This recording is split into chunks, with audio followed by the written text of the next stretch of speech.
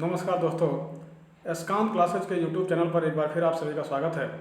जैसा कि हम सभी इस वीडियो के माध्यम से जो है राजस्व लेखपाल की जो परीक्षा हुई थी द्वितीय पाली, ठीक है, 13/9/2015 को जो पेपर हुआ था और द्वितीय पाली में जो पेपर हुआ था उसका अध्ययन करेंगे हम लोग।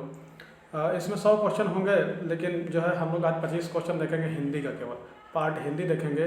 25 हिंदी है, 25 मैथ है, 25 जो है ग्रामीण परिवेश है, इस तरीके से 25 जीके है। तो ये हिंदी का जो है 25 क्वेश्चन का वीडियो है, फिर आगे देखेंगे नेक्स्ट वीडियो में। तो देखिए आज का जो हिंदी का पहला क्वेश्चन है वो देखते हैं। तो देखिए इस पेपर का जो भाग 1 हिंदी है, इसमें जो पहला क्वेश्चन दिया गया है, 1 और 2 के वाक्यों में से कुछ में त्रुटियां हैं। त्रुटि वाले वाक्यों के जिस भाग में त्रुटि हो उसके अनुरूप अक्षर ABC वाले गोले को काला करें। यदि वाक्य में कोई त्रुटि ना हो तो D वाले गोले को पूरी तरह काला करें। देखिए दोस्तों, आप भी जो है पेन और कलम लेकर अपने साथ बैठिए और हमारे साथ जो है परीक्षा दीजिए और देखिए लास्ट में जो है आपके 25 में कितने क्वेश्चन सही होते हैं और जो है तैयारी कितनी और करने की ज़रूरत है, कितनी आपकी तैयारी है, ठीक है।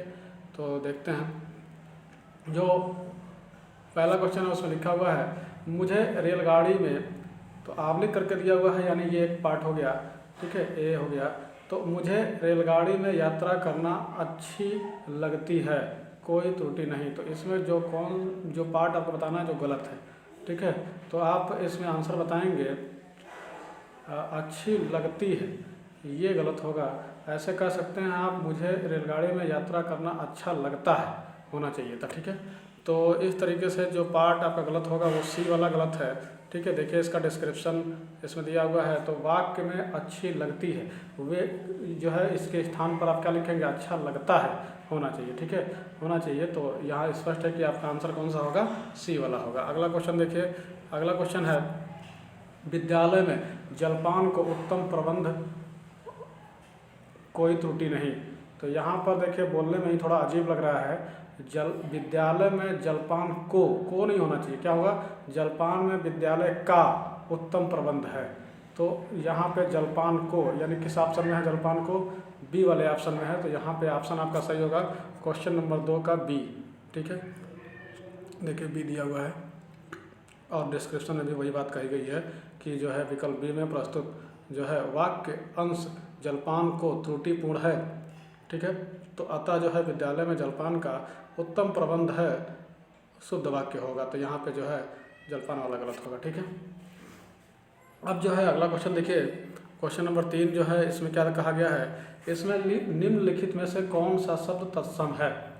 तो तत्सम आपको बताना है। तो जो शब्द अंग्रेजी से सीधे, जो शब्द संस्कृत से सीधे ले लिए जाते हैं उसे जो है क्या कहा जाता है, तत्सम कहा जाता है। तो यहाँ पे आग, आँख, आज, अग्र, यहाँ पे अग्र आपका सही है, ए वाला ऑप्शन सही होना चाहिए, ए वाला ऑप्शन सही होगा यहाँ पे अग्र, ठीक है, क्योंकि इसमें जो है रॉ लगा हुआ है, इससे पहचान में आ रहा है, ठीक है। अब देखिए अग्र तत्सम शब्द है, इसका तद्भव आगे होता है और शेष जो दिए हुए हैं वो सभी तद्भव है। क्यों, क्योंकि आग का जो तत्सम होगा वो अग्नि, आज का जो होगा अध और आँख का जो होगा अच्छी, ये तत्सम शब्द होता है, ठीक है। तो इसलिए जो है ऑप्शन आपका ए सही था। अगला क्वेश्चन देखिए, क्वेश्चन नंबर 4 और 5 में क्या कहा गया है। क्वेश्चन नंबर 4 और 5 में कहा गया है कि लिखित वाक्यों के लिए एक शब्द चुनिए, यानी एक शब्द आपको बताना है, ठीक है। ये क्वेश्चन कंजूसी से धन व्यय करने वाला। तो ये क्वेश्चन तो सुबह वाली मीटिंग में भी जो है ये क्वेश्चन आया था और शाम वाली मीटिंग में भी आया है ये क्वेश्चन, क्योंकि हमने पहला पेपर सॉल्व कराया था तो उसमें देखा था इस तरह का क्वेश्चन था एक, ठीक है। तो कंजूसी से धन व्यय करने वाले को क्या कहा जाता है, कृपण, ठीक है, क्या कहा जाता है, कृपण। तो इसके अनुसार आंसर कौन सा आपका सही होगा, 4 का C वाला ऑप्शन सही होगा। देखिए C वाला ऑप्शन दिया है, कंजूसी से धन व्यय करने वाले को क्या कहा जाता है, कृपण कहलाता है। अगला क्वेश्चन जो है 4 हो गए। 5वां क्वेश्चन देखेंगे हम लोग। 5वां क्वेश्चन जो है वो यहाँ देखिए, 5वां क्वेश्चन क्या है, पर्वत की तलहटी, ठीक है, पर्वत की तलहटी। तो पर्वत की तलहटी, ये भी क्वेश्चन में जो है फर्स्ट मीटिंग में भी ये भी क्वेश्चन आया है। पर्वत की तलहटी इसका होगा उपत्याक्या, ठीक है, यानी बी वाला ऑप्शन सही होगा आपका। ये भी क्वेश्चन हम लोग पहले का पढ़ चुके हैं। बी वाला ऑप्शन सही होगा। पर्वत की तलहटी या निचला भाग जो होता है उसको उपत्याक्या कहलाता है, ठीक है। और इसी प्रकार पर्वत का जो ऊपरी भाग होता है उसको अधिपत्याक्या कहा जाता है, ठीक है। तो यहाँ पर जो है निचले वाले की बात हो रही थी तो उपत्याक्या कहा जाएगा, यानी बी वाला ऑप्शन आपका सही होगा। अगला क्वेश्चन नंबर 6 देखिए। क्वेश्चन नंबर 6 में कहा गया है कि अंबर पनघट में डूबो रही तारा घट उषा नागरी में कौन सा अलंकार है। तो यहाँ पे अंबर पनघट में डूबो रही तारा घट उषा नागरी, 3 शब्द इधर 3 इधर है। यहाँ पे रूपक अलंकार होगा, ठीक है। पहला वाला ऑप्शन सही होगा आपका 6 का, रूपक अलंकार, ठीक है। देखिए क्या है, प्रस्तुत गद्यांश में जो है रूपक अलंकार है, क्योंकि इसमें जो है अंबर, तारा और उषा जो उपमेय है, और इस पर जो है क्रमशः पनघट, घट और नागरी जो उपमान है का आरोप हुआ है। अब जो है वाचक पद नहीं आए हैं और जो है उपमेय, प्रस्तुत उपमेय तथा उपमान दोनों का साथ साथ जो है वर्णन हुआ है, इसलिए रूपक अलंकार है। अगला क्वेश्चन नंबर 7 देखिए। क्वेश्चन नंबर 7 का आंसर बताइए। देशांतर में कौन सा समास होगा। तो जो है देशांतर में जो समास होगा, बहुब्रीहि होगा नहीं, द्वंद्व होगा नहीं और द्विगु संख्यावाची होगा नहीं। तो जब बहुब्रीहि, द्वंद्व और द्विगु नहीं होगा तो होगा कौन सा, सी वाला ऑप्शन होगा, कर्मधारय, ठीक है। कभी कभी दोस्तों जो है हम लोग क्वेश्चन का आंसर इस तरीके से भी निकालते हैं, जब सही डिसीजन पे नहीं पहुंच पाते हैं तो कौन कौन से नहीं होंगे, तो जो बच जाएगा वो होगा, क्योंकि 4 ऑप्शन में से तो आंसर देना है। तो इसलिए जो है यहाँ ऑप्शन कौन सा होगा, सी वाला ऑप्शन होगा देशांतर में, ठीक है। सी वाला ऑप्शन देखिए दिया हुआ है, देशांतर में कर्मधारय समास होगा, ठीक है। आगे क्वेश्चन नंबर 8 देखिए। इसमें क्या करना है, निम्नलिखित में से कौन सा तद्भव शब्द है। तो तद्भव शब्द आपको बताना है, तद्भव, उल्लू का उल्लू हो जाता है, कुपुत्र का कुपुत होता है, इष्ट का, यहाँ पे जो है तद्भव शब्द होगा अमी। क्या होगा, अमी। तद्भव बताना है अमी। ए वाला ऑप्शन सही होगा। देखिए ए वाला ऑप्शन सही है। अमी तद्भव शब्द है, इसका तत्सम जो होता है वो अमृत होता है, ठीक है। उलूक जो है वो इष्टिका और कुपुत्र, तो उलूक जो होता है वो उल्लू को कहा जाता है, ठीक है। और जो है ईट को जो है इष्टिका कहा जाता है और कुपुत को जो है कुपुत्र कहा जाता है, इसलिए जो है यहाँ पे पहला ऑप्शन सही था। अगला देखिए क्वेश्चन नंबर 9। क्वेश्चन नंबर 9 में कहा गया है कि निर्धन में कौन सी संधि है। निर्धन, ऊपर र लगा हुआ है, ठीक है, ऊपर र लगा हुआ है, तो यहाँ से पकड़ में आ रहा है ये कि जो है ये विसर्ग संधि है, क्योंकि निह और उसमें जोड़ेंगे धन, तो उस मिलाकर जो है जब विसर्ग का लोप होगा तो ऊपर र लग जाएगा तो निर्धन हो जाएगा, इसलिए यहाँ पर कौन सा ऑप्शन सही होगा, बी वाला ऑप्शन सही होगा, विसर्ग संधि होगा, ठीक है। 9 का बी सही होगा। अगला देखिए, ये डिस्क्रिप्शन में भी दिया हुआ है कि जो है निर्धन का संधि विच्छेद निह प्लस धन होता है जो कि विसर्ग संधि है, ठीक है। तो 9 के बाद 10वां क्वेश्चन देखेंगे हम लोग। 10वां क्वेश्चन में देखिए क्या दिया गया है, ठठेरा शब्द का लिंग परिवर्तन कीजिए। तो ठठेरा का लिंग परिवर्तन यानी पुरुष लिंग है ठठेरा, अब हमको स्त्रीलिंग बताना है, तो स्त्रीलिंग इसका क्या होगा। तो आपके सामने ऑप्शन है 4, देखिए, ठठेरी, ठठारी और जो है ठठेरिन, ठठेरी। यहाँ पर जो सही होगा वो ठठेरिन होगा, ठीक है, यानी सी वाला ऑप्शन सही होगा। क्वेश्चन नंबर 10 का जो ऑप्शन सही होगा वो सी वाला ऑप्शन सही होगा, ठीक है। अब जो है क्वेश्चन नंबर 11 देखिए ऑप्शन में भी इसी तरह से दिया हुआ है ठठेरिन। क्वेश्चन नंबर 11 में जो है कौड़ा रस का स्थायी भाव क्या होगा। सॉरी गलत बोल रहे हैं हम, करुण रस का स्थायी भाव क्या होगा। करुण मतलब क्या होता है, किसी मतलब जो है दुख में और शोक में जो होता है, तो यहाँ ऑप्शन दिख रहा है आपको शोक, डी वाला ऑप्शन दिया हुआ है, ठीक है। तो करुण रस का स्थायी भाव शोक, यानी डी वाला ऑप्शन होगा। क्वेश्चन नंबर 11 का आंसर होगा डी, ठीक है, शोक। आगे देखिए डी दिया हुआ है, देखिए डिस्क्रिप्शन में भी, करुण रस का स्थायी भाव शोक होता है। रति श्रृंगार रस का, हास्य जो है वो हास्य रस का, और उत्साह जो है वो वीर रस का स्थायी भाव होता है। तो यहाँ पर जो है शोक वाला ऑप्शन सही था। अगला देखिए क्वेश्चन नंबर 12। क्वेश्चन नंबर 12 में कहा गया है कि मैं खाना खा चुका था, ठीक है, खा चुका था काम पूरा हो गया है। इस वाक्य में कौन सा भूतकालीन भेद है। तो काम कंप्लीट हो चुका है, यानी पूर्ण भूतकाल होगा ना, पूर्ण भूत होगा, यानी बी वाला ऑप्शन सही होगा यहाँ पे, ठीक है, बी वाला ऑप्शन सही होगा, पूर्ण भूत होगा। अगला देखिए देखिए प्रस्तुत वाक्य में दिया गया समाप्ति का पूर्ण बोध हो रहा है और क्रिया समाप्त हुए काफ़ी समय बीत गया, अतः इस वाक्य में जो है पूर्ण बोध होगा। ठीक है, डिस्कशन में भी वही बात कही गई है। क्वेश्चन नंबर 13-14 में लिखित वाक्यों में से सही वाक्य का चयन करना है। तो जो 4 वाक्य आपको दिए जाएंगे उसमें से बताना है कौन सा सही लिखा हुआ है ग्रामेटिकल तरीके से। तो लिखा गया है जीवन और साहित्य का अगाध संबंध है।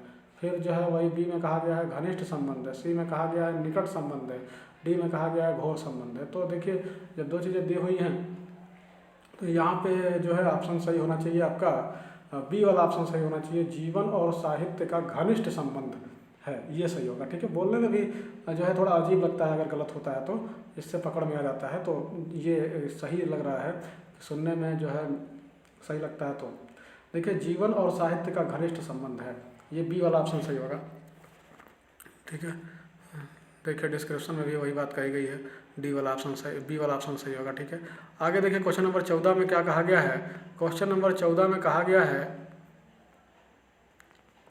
4 ऑप्शन है। देखिए कहा गया है तुलसी और सूर अवधि और ब्रजभाषी के श्रेष्ठ कवि हैं। फिर कहा गया तुलसी अवधि के श्रेष्ठ कवि और ब्रज के श्रेष्ठ कवि। फिर तीसरे में कहा गया है तुलसी अवधि के श्रेष्ठ कवि हैं और ब्रजभाषा के सूर हैं।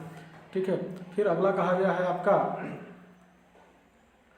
तुलसी और सूर दोनों को एक साथ रख दिया गया है, क्रमशः अवधि और ब्रजभाषा के श्रेष्ठ।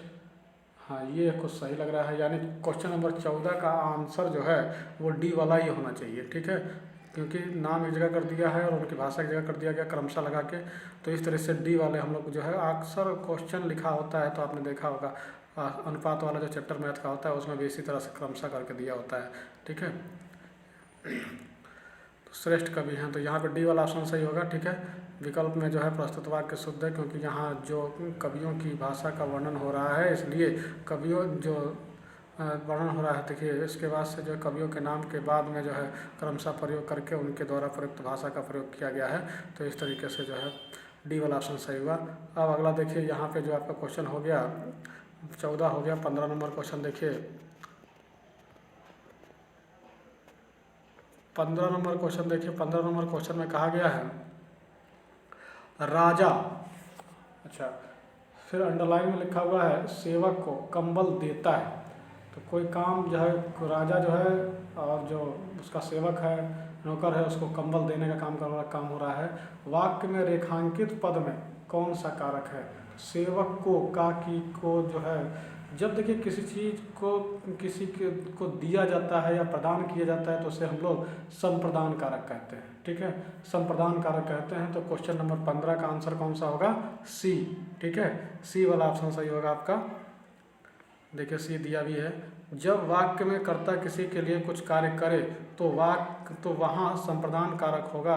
इसका चिन्ह को के लिए होता है। प्रस्तुत वाक्य में राजा सेवक के लिए कुछ कार्य कर रहा है अर्थात कंबल दे रहा है, अतः यहाँ पर जो है संप्रदान कारक होगा। अगला देखिए क्वेश्चन नंबर 16-17 में क्या कहा गया है। कहा गया है 16 और 17 के वाक्यों में आए रिक्त स्थानों की पूर्ति कीजिए। तो देखिए क्वेश्चन नंबर 16 में जो है क्या कहा गया, देश रक्षा के लिए प्रत्येक नागरिक को रहना चाहिए। ठीक है, देश रक्षा के लिए प्रत्येक नागरिक को रहना चाहिए, क्या रहना चाहिए, तो संबंध उद्दत प्रबुद्ध। यहाँ पर जो है आंसर आपका सही होगा, बी वाला ऑप्शन सही होगा, उद्दत। क्योंकि उद्दत का जो अर्थ होता है वो देखिए उद्दत का अर्थ होता है तैयार रहना। ठीक है, तैयार रहना, तो हमेशा जो है आपको तैयार रहना है देश की सेवा के लिए। तो इसलिए जो देश रक्षा के लिए प्रत्येक नागरिक को उद्यत रहना चाहिए। ठीक है, ये बी वाला ऑप्शन सही होगा 16 का। अगला देखिए क्वेश्चन नंबर 17। क्वेश्चन नंबर 17 में कहा गया है इसमें भी जो है खाली स्थान भरना है। कहा गया है उसका हृदय इतना कोमल है कि मित्र तो क्या वह अपने, अब जो है यहाँ पे मित्र तो क्या अपने, या जो है प्रतिरोधी को लगाएंगे तो मित्र का उल्टा दो शत्रु होता है, दुश्मन होता है। तो लिख सकते हैं आप कि उसका हृदय इतना कोमल है कि मित्र तो क्या वह अपने शत्रु को भी चोट नहीं पहुंचा सकता। देखिए जो ये भरने वाले क्वेश्चन होते हैं इसमें अगर आपको जब ना समझ में आ रहा हो, ठीक है, तो आप क्या करेंगे कि बारी बारी से जो है एक एक ऑप्शन को रख के और फिर जो है सेंटेंस को पूरा पढ़िएगा। जिस सेंटेंस को पढ़ने में सही लगे आपको वही ऑप्शन आपका सही हो जाता है। तो देखिए यहाँ पर भी उसी तरीके से मित्र तो क्या वह अपने शत्रु को भी चोट नहीं पहुँचा सकता, इसलिए यहाँ पे सी वाला ऑप्शन सही होगा। क्वेश्चन नंबर 17 का सी सही होगा, शत्रु। ठीक है, देखिए ऑप्शन में भी सी दिया है। अगला देखिए क्वेश्चन नंबर 18 में कहा गया है अरविंद शब्द का पर्यायवाची शब्द बताइए। ठीक है, अरविंद शब्द का पर्यायवाची शब्द बताइए। अरविंद कमल को कहा जाता है। अरविंद, थोड़ा सा डाउट है इसमें, देखते हैं। हाँ सही है, और कमल को ही कहा जाता है। तो अरविंद जो है कमल को कहा जाता है। ठीक है, अरविंद कमल का पर्यायवाची है। अब देखिए इसके अन्य जो पर्यायवाची हैं, कमल को ही जलज कहा जाता है, पंकज कहा जाता है, नीरज कहा जाता है, अंबुज कहा जाता है, सरोज कहा जाता है। ये सब कमल के पर्यायवाची हैं, आप इन्हें याद रखेंगे। आगे जो है क्वेश्चन नंबर 19 देखिए। क्वेश्चन नंबर 19 में कहा गया है कि निम्नलिखित अनेकार्थी शब्द का दूसरा अर्थ बताइए। ठीक है, अनेकार्थी शब्द का दूसरा अर्थ बताइए। अज, अजन्मा। ठीक है, निम्नलिखित अनेकार्थी शब्द का दूसरा अर्थ बताइए। अज, अजन्मा। यहाँ पर जो अज, अजन्मा जो है, निम्नलिखित अनेकार्थी शब्द का दूसरा अर्थ बताइए। अज, अजन्मा। तो अजन्मा का मतलब होता है कि जिसका जन्म ही ना हुआ हो उसे अजन्मा कहा जाता है। तो ईश्वर। ठीक है, यहाँ पे बी वाला ऑप्शन सही होगा, ईश्वर। ठीक है, अजन्मा का ईश्वर सही होगा। अब देखिए बी वाला ऑप्शन दिया भी है। ठीक है, अज का अर्थ होता है अजन्मा, अर्थात जिसका जन्म ना हुआ हो उसे ईश्वर भी कहा जा सकता है, क्योंकि ईश्वर का भी जन्म नहीं माना गया है। अज शब्द का अर्थ जो है ब्रह्मा एवं बकरा भी होता है। ठीक है, अगला देखिए क्वेश्चन नंबर 20। क्वेश्चन नंबर 20 में कहा गया है खूंटी शब्द का बहुवचन बताइए। खूंटी, खूंटिया होगा और क्या होगा, खूंटियो होगा नहीं, खूंटिये, खूंटिया नहीं। पहला वाला ऑप्शन सही होगा, खूंटिया। ठीक है, खूंटिया पहला, ए वाला ऑप्शन सही होगा। क्वेश्चन नंबर 20 का आंसर होगा ए वाला, खूंटियाँ। ठीक है, इसका बहुवचन होगा खूंटियाँ। देखिए ये दिया भी है। अगला देखिए ये 19 हो गया। अब हम जो है अगला देखेंगे जो 20 हो गया था। 21 नंबर क्वेश्चन देखिए। 21 नंबर क्वेश्चन में दिया गया है निम्नलिखित में से कौन सा शब्द वर्तनी की दृष्टि से शुद्ध है। तो प्रतिनिधि आपको बताना है कैसे शुद्ध लिखा जाएगा। तो हम जो अपने अगला सीरीज जो हिंदी का चल रहा था, तो उसमें जो है वर्ण विचार का जो चैप्टर चल रहा है उसमें हमने बताया है कि प्रतिनिधि कैसे लिखा जाता है। देखिए प्रतिनिधि में जो है तीनों जो मात्राएं हैं वो छोटी ई की होती हैं, और छोटी ई की मात्रा किस में है, सी वाले ऑप्शन में। देखिए तीनों जो है छोटी ई की मात्रा जो है इसमें है प्रतिनिधि, इसलिए यहाँ पे कौन सा सही होगा आपका, सी वाला ऑप्शन सही होगा। क्वेश्चन नंबर 21 का सी। ठीक है, प्रतिनिधि सी वाला देखिए ऑप्शन में भी दिया है। तीनों मात्राएं ध्यान रखिए छोटी ई की होंगी बस। क्वेश्चन नंबर 22 में कहा गया 22 और 23 में लिखे शब्दों के विलोम शब्द बताने हैं आपको। तो अल्पज्ञ, अल्पज्ञ का मतलब जो कम जानता है, और जो है सर्वज्ञ इसका उल्टा हो जाएगा जो सब कुछ जानता है, सर्वज्ञ। ठीक है, यहाँ पे भी सी, क्वेश्चन नंबर 22 का जो आंसर होगा वो भी सी वाला होगा, सर्वज्ञ। ठीक है, देखिए दिया भी है सी। ठीक है, बहुज्ञ होता है परंतु विकल्प में जो है, अच्छा ठीक है सर्वज्ञ दिया, सही है। अगला देखिए कहा गया है कृष। कृष का आपको बताना है कि जो है विलोम क्या होगा। कृष का मतलब जो है केस, केस होगा नहीं, भाव, भाव भी नहीं होगा, विष्ट नहीं होगा, ये होना चाहिए हिष्ट पुष्ट। ठीक है, कृष का विलोम जो होगा वो हिष्ट पुष्ट होगा, डी वाला ऑप्शन सही है। क्वेश्चन नंबर 24 देखिए। क्वेश्चन नंबर 24 और 25 में निम्नलिखित लोकोक्ति और मुहावरे के सही अर्थ चुनकर लिखिए। तो सही अर्थ आपको बताना है लोकोक्ति और मुहावरे का। तो देखिए यहाँ पे 4 ऑप्शन आपके पास ही आ गए। अब देखिए कहा गया है काठ की हांडी बार बार नहीं चढ़ती। हाँ सही बात है, लकड़ी का अगर बर्तन हो तो उसको बार बार आप जो है चूल्हे पर रखेंगे, गैस पर रखेंगे तो वो जो है बार बार नहीं चढ़ा सकते। उसी तरीके से देखिए इसका अर्थ आपको बताना है। तो बुरे दिन हमेशा नहीं आते, छल कपट का व्यवहार हमेशा नहीं चलता, लकड़ी का बर्तन अगर नहीं तो दुर्भाग्य की मार बार बार नहीं होती। तो यहाँ पे ये वाला होगा, बी वाला ऑप्शन सही होगा, छल कपट का व्यवहार हमेशा नहीं चलता है। ठीक है, छल कपट का व्यवहार जो है हमेशा नहीं चलता, उसको कहा गया है काठ की हांडी बार बार नहीं चढ़ती। ठीक है, अगला देखिए बी वाला ऑप्शन सही है। अगला क्वेश्चन नंबर 25 है, और ये जो है इस टेस्ट सीरीज का लास्ट क्वेश्चन है। आप लोग कमेंट करके ज़रूर बताइएगा कि जो है आपके 25 में कितने क्वेश्चन सही हुए, ठीक है। तो और ईमानदारी से आप परीक्षा अपना टेस्ट लीजिएगा, ठीक है, ताकि जो है कंपटीशन में आप जानते ही हैं कि नकल वकल नहीं होता है। तो इसलिए जो है आप ईमानदारी से जो है टेस्ट दीजिए और अपने आप को आंकिए, और अगर नंबर कम आते हैं तो और अधिक तैयारी की आपको ज़रूरत है। अधिक से अधिक जो है तैयारी करिए, आगे आने वाली परीक्षाओं में जो है आप सफल होइए। देखिए ये लास्ट क्वेश्चन है, खिसियानी बिल्ली खंबा नोचे। तो जब आदमी गुस्से में रहता है तो जो है दीवार पे या फिर किसी चीज़ पर मारता है या बेंच पे मारता है, देखे होंगे आप। तो उसी तरीके से जो खिसियानी बिल्ली खंबा नोचे, तो इसका अर्थ क्या होगा? पूर्ण व्यवहार करना, किसी बात पर शर्मिंदा होकर क्रोध करना। हाँ, बी वाला ये ऑप्शन होना चाहिए, किसी बात पर शर्मिंदा होकर क्रोध करना, यही होता है अक्सर, ठीक है। हम लोग को गुस्सा आता है तो हम लोग बेंच पे जो है मुक्के से मारते हैं, हाथ को पटकते हैं। तो किसी बात पर शर्मिंदा होकर क्रोध करना, खिसियानी बिल्ली खंबा नोचे का अर्थ होगा। बी वाला ऑप्शन सही होगा, ठीक है दोस्तों। आप कमेंट जरूर करेंगे और हमारे चैनल को लाइक, सब्सक्राइब और शेयर करिए। बेल आइकन दबाना ना भूलिए ताकि जो है अगला वीडियो का नोटिफिकेशन आप तक पहुंचता रहे, ठीक है। जय हिंद, जय भारत। हम फिर मिलेंगे आपको नेक्स्ट वीडियो में, ठीक है।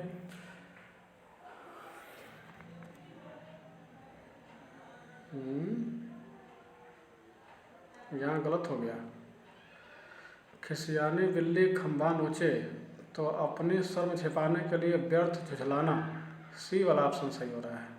सॉरी सर, सॉरी दोस्तों, इसको सही कर लेंगे आप, ठीक है। सी वाला ऑप्शन गलत हो रहा था, सही हो रहा था। खिसियानी बिल्ली खंबा नोचे लोकोक्ति का अर्थ होता है अपनी शर्म छिपाने के लिए जो है व्यर्थ झुझलाना। थोड़ा बातों में हम उलझ गए, ऑप्शन पर ध्यान नहीं दे पाए, ठीक है। खिसियानी बिल्ली खंबा नोचे का लोकोक्ति का अर्थ होगा अपनी शर्म छिपाने के लिए व्यर्थ झुझलाना, ठीक है। जय हिंद, जय भारत।